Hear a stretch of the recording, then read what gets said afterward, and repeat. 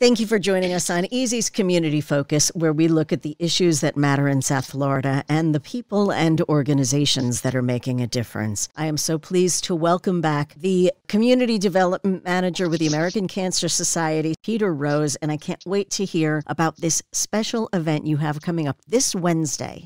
Well, Ellen, thank you so much again for welcoming me back and the American Cancer Society, as well as allowing us to connect with the community about what's going on. Coming up this Wednesday, December 23rd, we have Give Tomorrow Today. We are so excited about this campaign. It has just recently come up, and it is a 24-hour fundraising campaign where every dollar donated will be matched. See, we had these amazing organizations and businesses and leaders in the community that reached out. They heard about our shortfall in funding. They heard about the shortfall and the impact that it can have on the cancer research we're trying to do and the delays in treatment that can cause, and said, what if we can give you some money to help? Is there a way that we can make it go even further? What can we do? And so together we came up with this campaign, Give Tomorrow Today. So on Wednesday, December 23rd,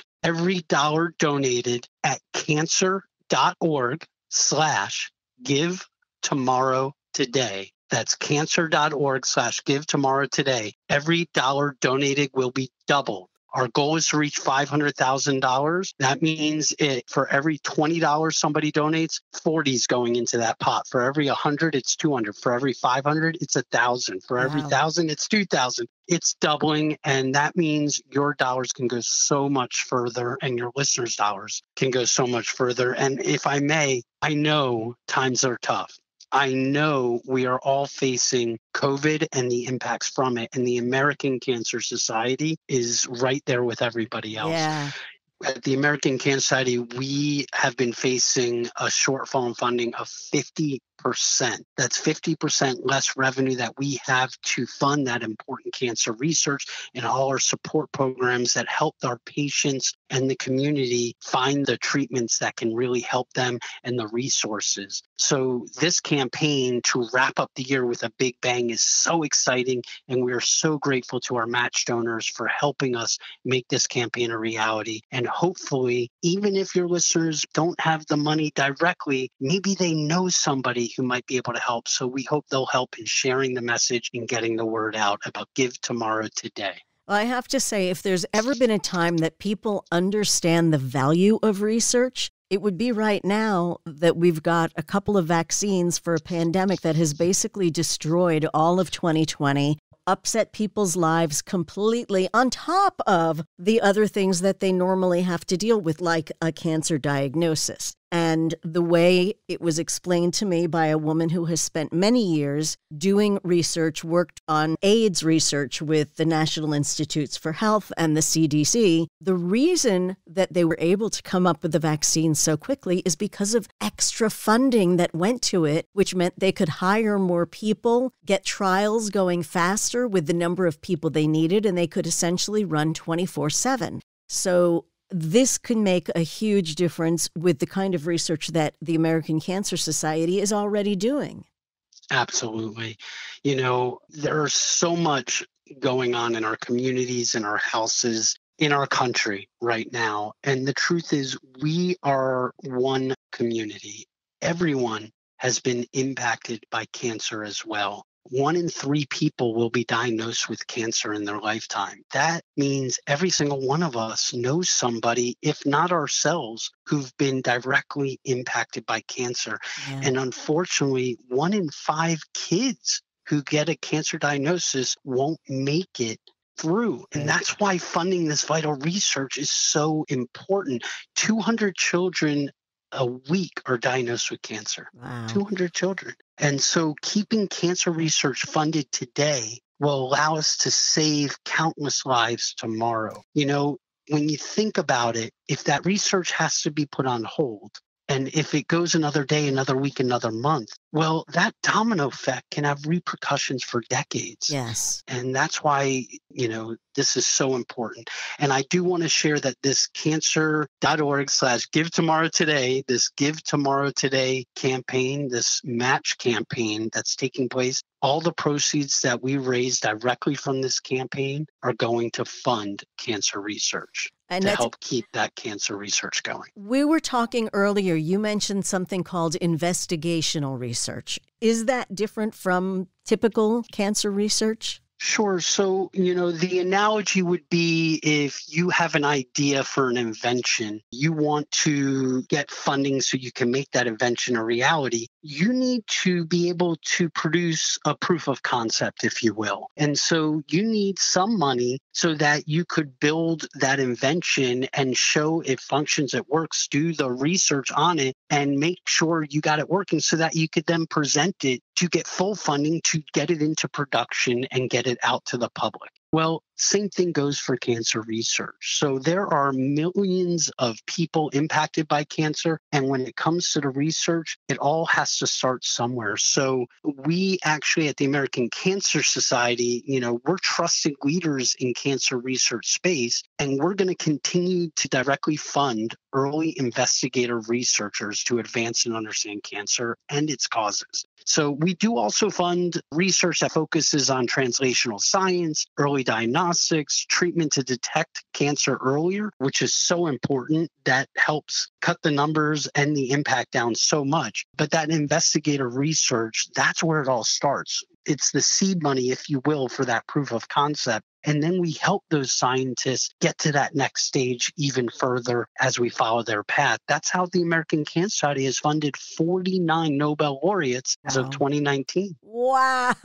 Wow. Two more were inducted in 2019. How impressive. That's a wonderful thing to hear. And it's exciting to know that you understand the importance of the research for forward progress. And one of the things I love about the Cancer Society is that when you're doing research, there are over effects that research on one type of cancer will very often trigger an understanding of research in a different kind of cancer. So you're helping all of the people who were affected by all of the different cancers.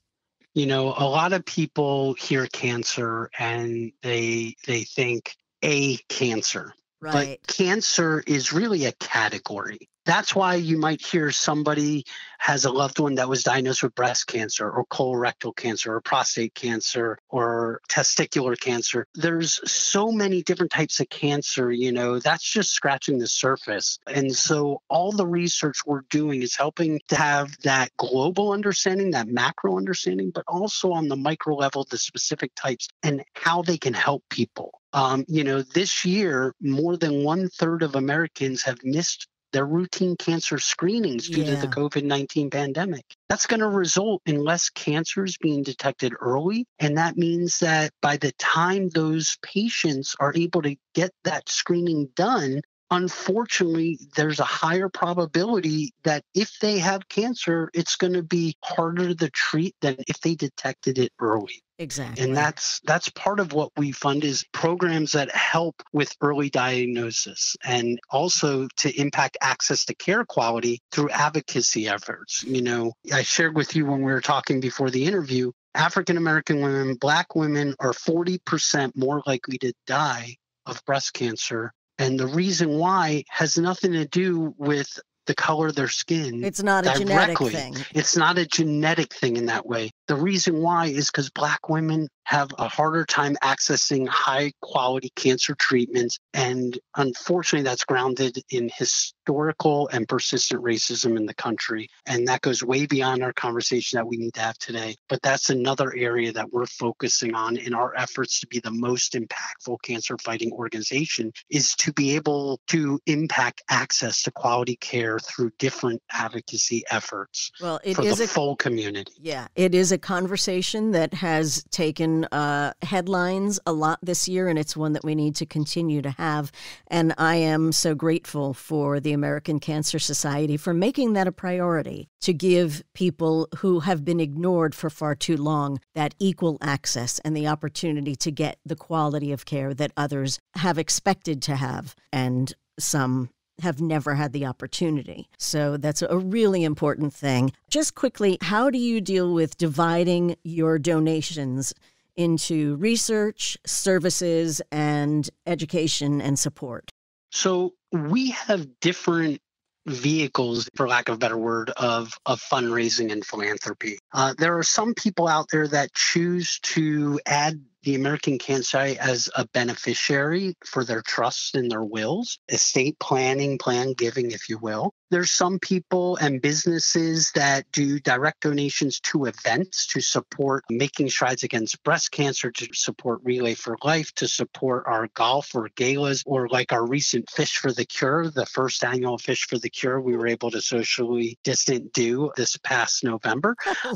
And through our events and through our different giving platforms, those donations that are received have different purposes. So Relay for Life, funds raised from those events have typically been to our general fund to fund cancer research and supporting programs, whereas funds donated to Making Strides Against Breast Cancer or our Real Men Wear Pink campaign are specifically donated for breast cancer research and those supporting programs. Funds raised through our Gold Together campaign, which this was the inaugural year back in September for Childhood Cancer Awareness Month, 100% of those proceeds raised during that campaign went specifically to childhood cancer research and supporting programs. So when I say supporting programs, there's lots of different ways we implement support on a national and local level. And then separately, we also have our Hope Lodge, where patients have traditionally been able to stay at a town when seeking treatment. Now, in full disclosure, because of COVID-19, we've had to close our Hope Lodges because it wouldn't be safe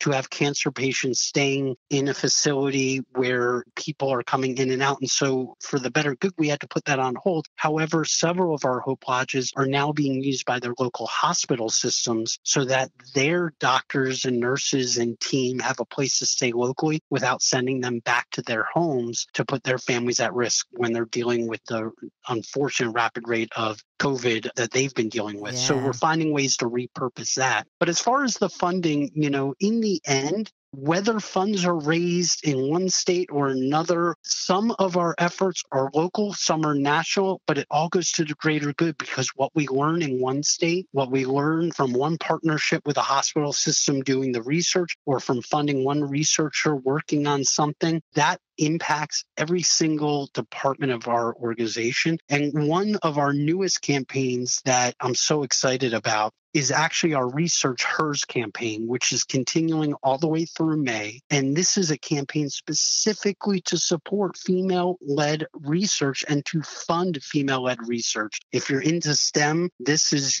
your angle. So there's many ways that people can get involved with the American Cancer Society. To bring it back to the wonderful opportunity to talk to you today, this coming Wednesday, December 23rd, we have a way for people to give a little that has a double impact. In other words, no matter how much you can spare to help us in our mission to keep cancer research funded, the act of you giving is going to have double the impact because it's being matched. Then thank you to the matching sponsors, whoever they are. They're our Santa Claus for the year. Absolutely. Keep an eye on social media, our American Cancer Society Florida page, our other channels, on Facebook and LinkedIn and Instagram, because we're going to be making sure as we come up on that day before, day of, to really be sharing a lot of information and to be acknowledging the donors. We're not announcing them yet because that is part of the 24-hour campaign. But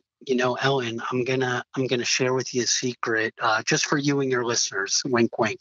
The website's live, so if anybody wants to actually make a donation or share that page with their friends, their family, their coworkers, their neighbors, they can. And if they would like to join us and be a Give Tomorrow Today champion, they can actually go to cancer.org/Give Tomorrow Today. They can register create a team, and invite all their friends and share their story of how cancer's impacted them. The more people who we can share this campaign with, the faster we'll get to that goal and the faster we'll be able to keep funding that research. Okay, well, I know we can do it within a 24-hour period.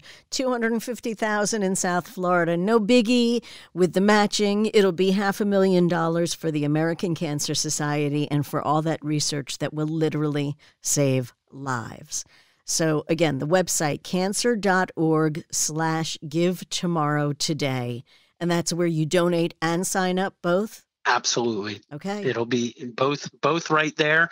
And thank you so much for giving us some time, helping us share the message, and inviting your listeners to join us. And I'll say it again, cancer.org/give tomorrow today. I can't wait to hear the people of tomorrow thank us for the efforts we made today. Absolutely. Peter Rose, Community Development Manager for the Southeast region of the American Cancer Society. Thank you for bringing out these amazing, new, exciting programs and for sharing them with us. I appreciate it. And you have a safe and wonderful holiday. You too. May it bring with us a healthy, happy, and prosperous new year for all. Amen.